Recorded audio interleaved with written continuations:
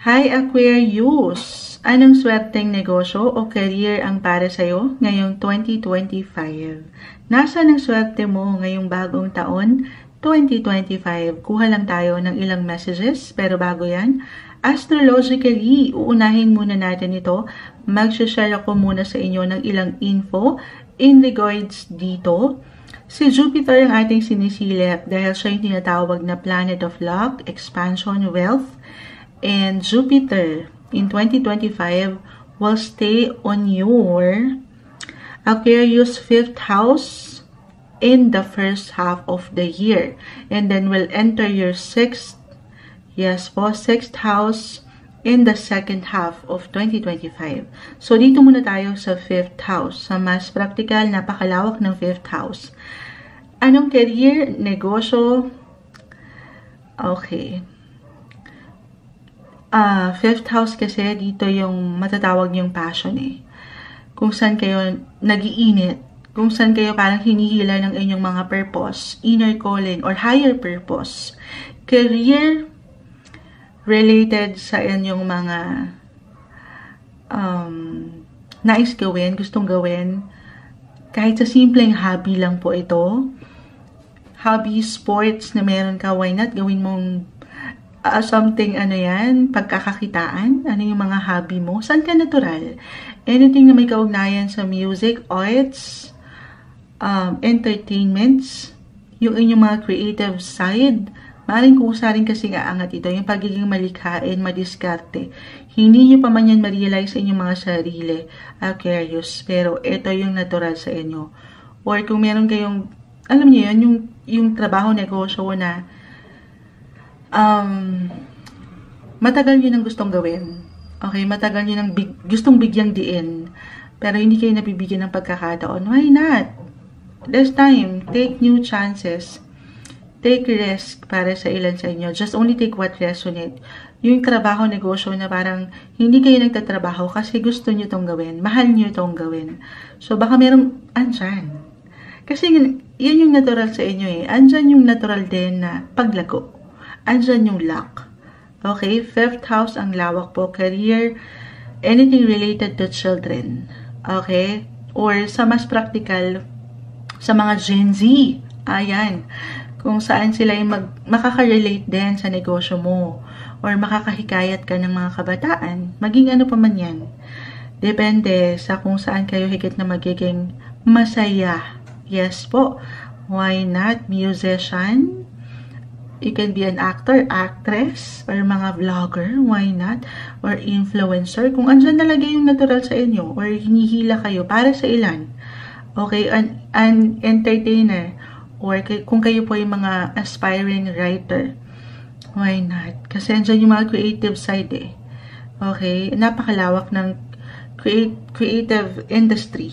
Okay, depende sa inyong nais gawin din talaga. 5th house is about entertainment po kasi. Fun and games. Speaking of games, ito hindi ko hinihikayat pero sa 5th house po talaga mapasok ang ilang lottery, gambling. Okay? Why not? Baka meron something luck dyan. Hindi, kasi sabi ni Moonchild, beswerte ako dito. So, tataya ako every day, every night. Okay.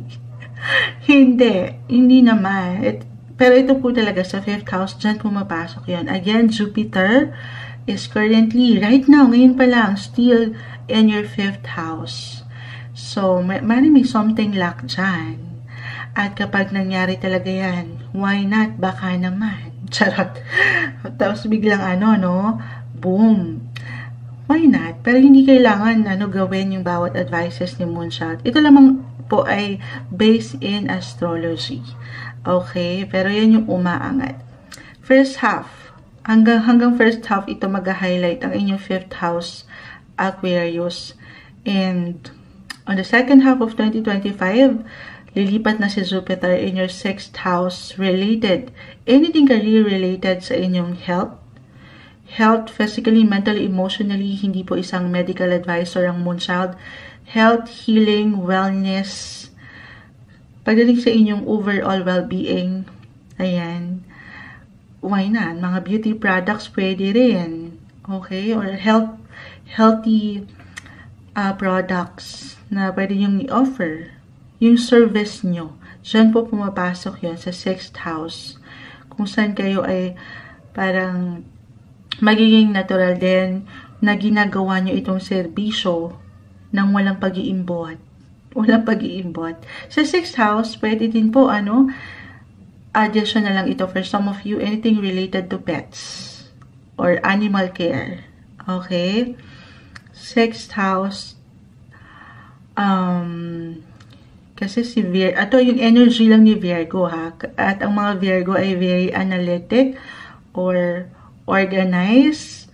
So, why not an analyst? Any job na nag-require nung mabusising atensyon sa bawat detalye, magaling mag-handle, very orderly, okay? Na-mention ko na, pagdating sa health, a healer, physical, mental, emotional, or even spiritual, health-related, para sa ilan na nag-iisip kung anong kurso ang kukunin, why not? Maybe this is a sign. Health-wise, maging ano pa man yan, a nurse, a doctor, a therapist, ang lawak. Okay? Ito yung umaangat sa inyo. Kuha tayo ng advice mula dito sa ating ilang nakita na pag-usapan. Aquarius, guidance para sa inyo. Message po. Nasa ng swerte, luck, sa pagnegosyo, trabaho, tumalo na. Add pa tayo. Ang sipag ni Queen of Swords. Okay? Add pa tayo dyan. Guidance. Queen 5 of Swords. That Tower. This one is in reverse. Okay. Yung trabaho na negosyo, minsan ginugulat kayo. Parang on-call. On-call. Yung service. Sa spa. Sa healing. Ang tawag dito. Hindi ko mahugot, guys. Tulungan nyo ako, tayo ay live na live sa ating YT massager. Ayan. Ang tawag dito, yung mga manghihilot. Pwede ba? Ano ba tawag doon? Therapies? Physical therapies, pwede rin. Why not? Parang on-call. Kasi the tower, ito yung ilang unexpected eh. Yung parang anytime, andun ka, ready ka, na iwan yung service mo. Maging ano pa man yan. Queen of Swords, paniwalaan mo ang iyong kakayanan, ang iyong katalinuhan sa iyong buhay paggawa, negosyo. Kasi meron kang power, alam nyo, from the start, ilang signs na nauna natin, pinapaangat yung power para marinig mo na may kakayanan ka. Hindi magiging madali, wala namang madali na trabaho, ano pa man yan, o negosyo, lalo pa sa simula. Okay, maaaring patuloy kayong gugulatin dito. Ups and downs, highs and lows. Pero, kung andyan yung katatagan, ayan, kung ready naman kayo, ito ay isang laban na sasamahan syempre pa sa kabila ng hindi magiging kagaanan or may ilang trials, challenges, ay tutuloy kayo, manlalaban kayo, at mapapaangat nyo yung paniniwala na kayo ay may power, the Queen of Swords, may strength sa inyong mga buhay. Okay? Ito yung umaangat na messages para sa inyo. Swerte, luck, pagdating sa negosyo, trabaho, 2025, Aquarius.